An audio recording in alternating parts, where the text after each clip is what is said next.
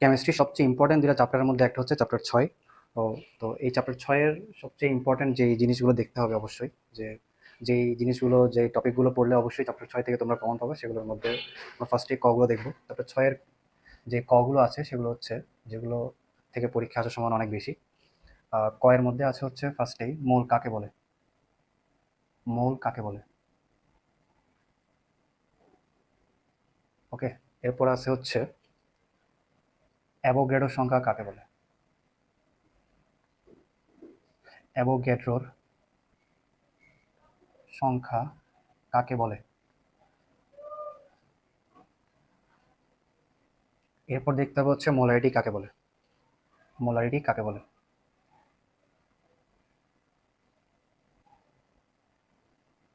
তারপর আমরা দেখব হচ্ছে মোলারিটি কাকে বলে হচ্ছে 1 লিটার দ্রবণে যে পরিমাণ মোল দ্রবীভূত থাকে সেটাই মূলত মোলারিটি।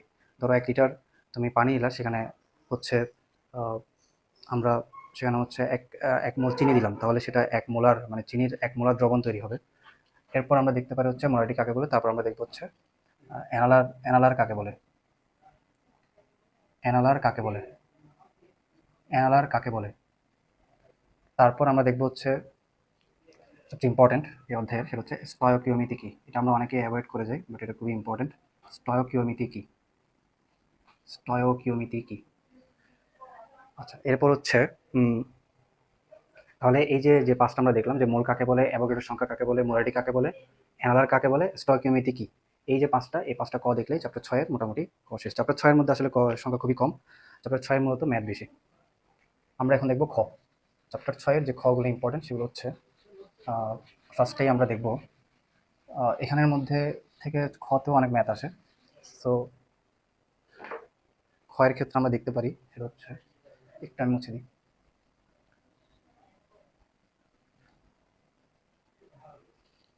আচ্ছা, খতে হচ্ছে ক্ষয়ের জন্য যেগুলো ইম্পর্টেন্ট এর মধ্যে আছে হচ্ছে ফার্স্টেই 1 মোলার দ্রবণ কি বলতে কি বোঝায়, অথবা 2 মোলার দ্রবণ বলতে কি বোঝায়, 1 মোলার দ্রবণ অথবা 2 মোলার দ্রবণ বলতে কি বোঝায়, 1 মোলার অথবা 2 মোলার দ্রবণ বলতে কি বোঝায়, 2 মোলার দ্রবণ বলতে কি বোঝায়, বলতে কি বোঝায়, 2 মোলার দ্রবণ বলতে কি বোঝায়। ওকে, তারপর হচ্ছে এরপর লাগবে হচ্ছে আমাদের m/10, যেটাকে আমরা বলতে পারি 0.1 মোলার, মানে 10 দিয়ে, 1-10 দিয়ে ভাগ করলে 0.1 আসে। তো 0.1 যেটাকে আমরা বলি হচ্ছে ডেসিমোলার। এটা পরীক্ষা অনেক বেশি আসে। ডেসিমোলার দ্রবণ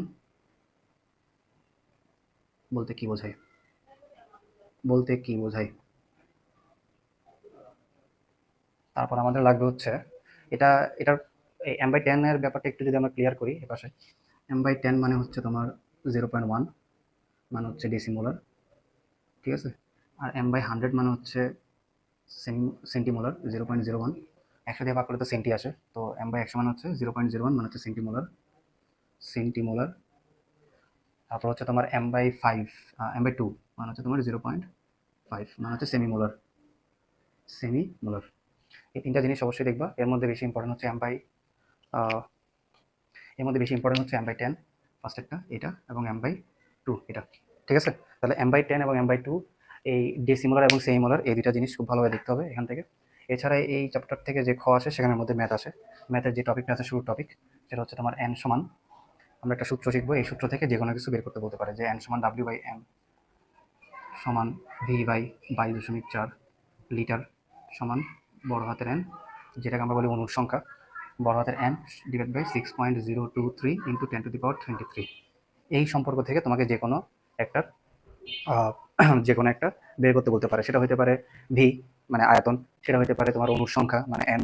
তো এরকম যে কোনো কিছু বের করতে বলতে পারে, অথবা ডাব্লিউ বের করতে বলতে পারে, মানে অর্থাৎ তোমাকে বলতে পারে ডাব্লিউ নির্ণয় করতে বলতে পারে, অথবা তোমাকে আয়তন ভি বের করতে বলতে পারে, অথবা তোমাকে অণুর সংখ্যা এন বের করতে বলতে পারে, ঠিক আছে। যেমন ধরো আমরা একটা যদি স্যাম্পল দেখি, এই প্রশ্ন মানে এখান থেকে একটা প্রশ্ন যদি আমরা স্যাম্পল দেখি, যেমন বললো H2SO4 যৌগে, যৌগে 5 গ্রাম H2SO4 যৌগে, 5 গ্রাম H2SO4 যৌগে, যৌগে হচ্ছে এইচ পরমাণুর সংখ্যা কতটি, এইচ পরমাণুর সংখ্যা কতটি, সংখ্যা কতটি। আচ্ছা, তো এইচ পরমাণুর সংখ্যা কত এটা বের করতে হলে ফার্স্টে তোমরা এই সূত্র থেকে যেটা পাবা সেটা হচ্ছে ফার্স্টে অণুর সংখ্যা পাবা। ঠিক আছে, এই যে অণুর সংখ্যাটা পাবা, এই অণুর সংখ্যাটাকে অণুর সংখ্যা বের করে ফার্স্টে তুমি এন বের করবা, এন স্টেজ উপর বের করবা। এই এন স্টেজ উপর বের করার পর যে মানটা পাবা সেই মানটা, এখন দেখো এখানে স্টেজ উপর কিন্তু অণু একটা, এই একটা অণুর মধ্যে হাইড্রোজেন কয়টা আছে? হাইড্রোজেন আছে দুইটা। তাহলে যেহেতু এইচ পরমাণুর সংখ্যা বের করতে বলছে, একটা অণুতে যদি দুইটা হাইড্রোজেন থাকে তাহলে তোমার যে অণুর সংখ্যাটা পাবা সেই অণুর সংখ্যাকে তুমি 2 দিয়ে গুণ করলেই, এটাকে যদি তোমরা এই যে অনুসংখ্যা যেটা পাইছো এটাকে যদি তোমরা 2 দিয়ে গুণ করো তখন তুমি কি পেয়ে যাবে? এটাকে 2 দিয়ে গুণ করলেই, 2 দিয়ে গুণ করলে আমরা কি পেয়ে যাব?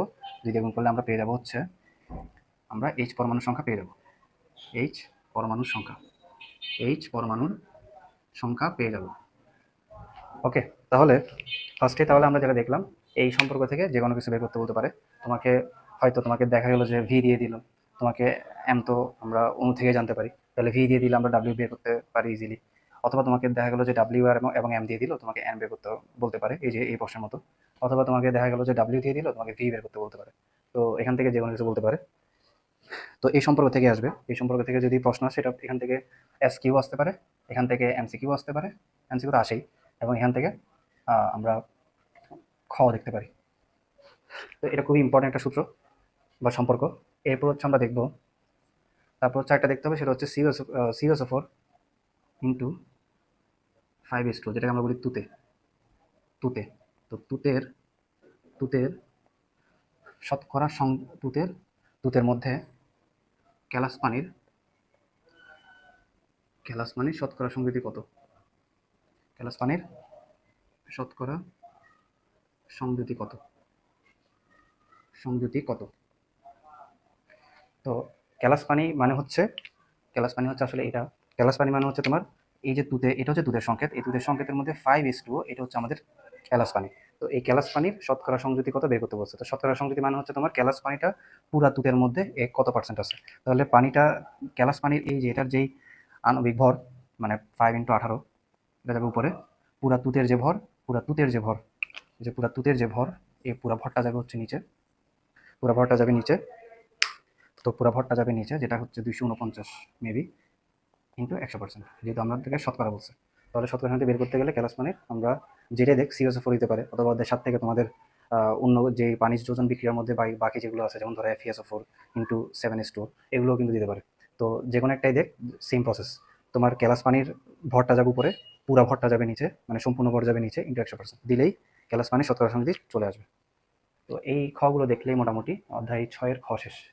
ঠিক আছে, এরপর হচ্ছে আমরা দেখবো অধ্যায় 6-এর গ এবং খ, সবচেয়ে ইম্পর্টেন্ট, কারণ অধ্যায় 6 প্রচুর পরিমাণে ম্যাথ আছে, প্রত্যেকটা ম্যাথই খুবই ইম্পর্টেন্ট এখান থেকে। তবে নির্দিষ্ট কিছু কমন ম্যাথ যেগুলো সবসময় আসে সেগুলো আমরা দেখব। তাহলে প্রথমে আমাদেরকে দেখতে হবে হচ্ছে গ ঘতে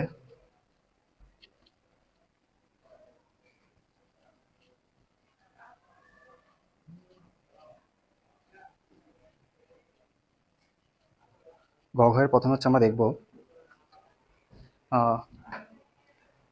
গ ঘয়ের প্রথমে আমরা দেখব হচ্ছে গ এবং ঘয়ের জন্য। গতে হচ্ছে সচরাচর, গয়ের জন্য যদি আমরা দেখি, ঘটা একটু পরে দেখতেছি, গয়ের জন্য যদি আমরা দেখি তাহলে গতে আমরা প্রথমে দেখব যে স্থূল সংকেত এবং আণবিক সংকেত নির্ণয়, অর্থাৎ শতকরা সংযুতি প্রশ্নে দিয়ে দিবে, সেই শতকরা সংযুতি প্রশ্নে দেওয়া থাকবে, এই শতকরা সংযুতি থেকে আণবিক সংকেত নির্ণয় করতে বলতে পারে। শতকরা সংযুতি থেকে স্থূল সংকেত প্লাস আণবিক সংকেত, স্থূল সংকেত প্লাস আণবিক সংকেত, মানে দুইটা আণবিক সংকেত বের করতে গেলে তো স্থূল সংকেত বের করতেই হয়, তো আণবিক সংকেত বের করতে বলতে পারে। আর আণবিক সংকেত অথবা উল্টাও দিতে পারে, যে আণবিক সংকেত থেকে শতকরা সংকেত নির্ণয় করো। ঠিক আছে, এরপর হচ্ছে আমরা, এটা যদি পরীক্ষা গতে আসে তো সচরাচর এর সাথে অধ্যায় 11 মিক্স করতে পারে। অধ্যায় 11 যদি মিক্স করে তাহলে যেই আণবিক সংকেতটা আমরা পাইছি, ওই আণবিক সংকেতটা দেখা গেল যে জৈব যৌগ দিয়ে দিল, ওই আণবিক সংকেতটা যদি জৈব যৌগ দিয়ে দেয়, এটা যদি জৈব যৌগ দিয়ে দেয়, তাহলে সেই জৈব যৌগ থেকে হতে পারে সেটা, সাপোজ সেটা হচ্ছে দেখা গেল যে সেটা, যেমন ধরো এক্সাম্পল হিসেবে আমরা ধরতে পারি, সেটা দিল হচ্ছে ইথেন। ইথেন, কারণ তোমাকে এই ইথেন থেকে তোমাকে বললো যে তোমরা কি করো, তোমরা হচ্ছে ইথেন থেকে মিথেন প্রস্তুত করে দাও, ইথেন থেকে মিথেন প্রস্তুত করো। তো এটা পরীক্ষায় ঘতে বলতে পারে, যে যদি আণবিক সংকেত জৈব যৌগ বের করতে বলে তাহলে সেই জৈব যৌগ থেকে বলবে যে অন্য একটা যৌগ প্রস্তুত করে দাও। তাহলে গতে যদি এটা আসে তাহলে এর সাথে অধ্যায় 11 মিক্স করতে পারে। ঘতে অধ্যায় 11 দেখা গেলো যে জৈব যৌগ, যেই জৈব যৌগটা আসবে সেই জৈব যৌগটা থেকে কি কিছু একটা প্রস্তুত করতে বলতে পারে। ঠিক আছে, ঘতে তাহলে অধ্যায় 11 এর বিক্রিয়া মিক্স করতে পারে, যদি এটা আসে। এটা হচ্ছে আমাদের একটা টপিক, মানে শতকরা সংখ্যা থেকে আণবিক সংকেত বের করতে বলতে পারে। সেই আণবিক সংকেত থেকে অধ্যায় 11তে যদি সেটা জৈব যৌগ হয় তাহলে অধ্যায় 11 কোনো একটা বিক্রিয়া দিয়ে দিবে, ওইখান থেকে কিছু একটা বের করতে বলবে।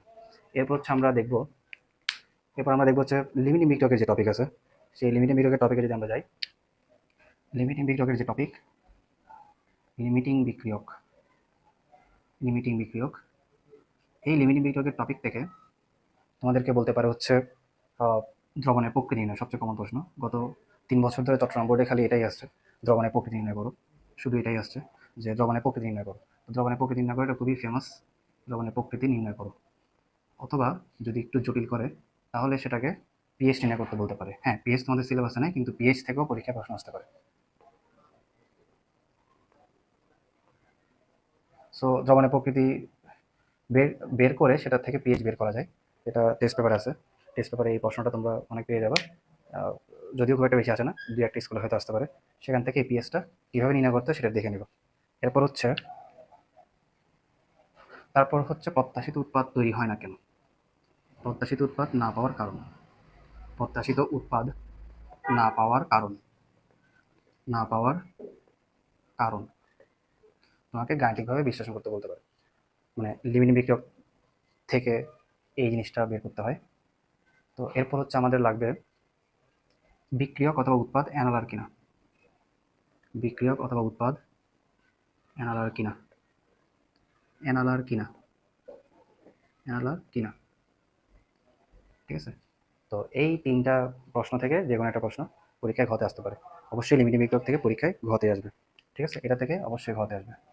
এটা ঘয়ের জন্য খুবই ইম্পর্টেন্ট টপিক। লিমিটিং বিক্রিয়ক পরীক্ষা ঘতে আসবে। আর ঘতে যদি তোমার স্থূল সংকেত থেকে আসে তাহলে আমরা দেখবো যে অধ্যায় 11 থেকে মিক্স করে দিতে পারে, অথবা এটা একটা দৃশ্যকল্প দিবে, এটা একটা দৃশ্যকল্প দিবে। ঠিক আছে, আর যদি গতে যদি এটা না আসে তাহলে গতে অন্য একটা জিনিস আসতে পারে, সেটা হচ্ছে গতে এটাও আসতে পারে যে আমরা একটু আগে যে খতে দেখলাম সূত্র n সমান w/m সমান হচ্ছে যে v/22.4 সমান হচ্ছে তোমার বর্গহাতের n, যেটাকে আমরা অনুসংখ্যা বলি, ডিভাইড বাই 6.023 ইন্টু 10⁻23। এই সম্পর্ক থেকেও কিছু একটা বের করতে বলতে পারে। সেটা হইতে পারে ডাব্লিউ। ধরো তোমরা লিমিটিং বিক্রিয়ক দিল ঘতে, ওই লিমিটিং বিক্রিয়ক বের করার জন্য যে দুইটা তোমার ধরো বিকারের যে দুইটা দ্রব দিয়ে দিল, যে দুইটা দ্রবণ দিল, সেই দুইটা দ্রবণের যে দ্রব, যেমন ধরো H2SO4, এই H2SO4 যে ভর, সেই ভরটা ধরো দিয়ে দেয় নাই, সেই ভরটা যদি না দেয় তাহলে সেই ভরটা তোমাকে এই সূত্রে অ্যাপ্লাই করে বের করতে হবে এখান থেকে। সেমভাবে তোমাকে ধরো দিল NaOH, তো এই NaOH এ তোমার ভর দেয় নাই, তাহলে এই ভরটা তোমাকে এই সূত্র ব্যবহার করে বের করতে হবে। ঠিক আছে, তো ওদের 6-এর এই যে ব্যাপারগুলো ক খ গ ঘ এর এই জিনিসগুলো দেখলেই মোটামুটি তোমরা অনেকটুকুই কমন পাবা।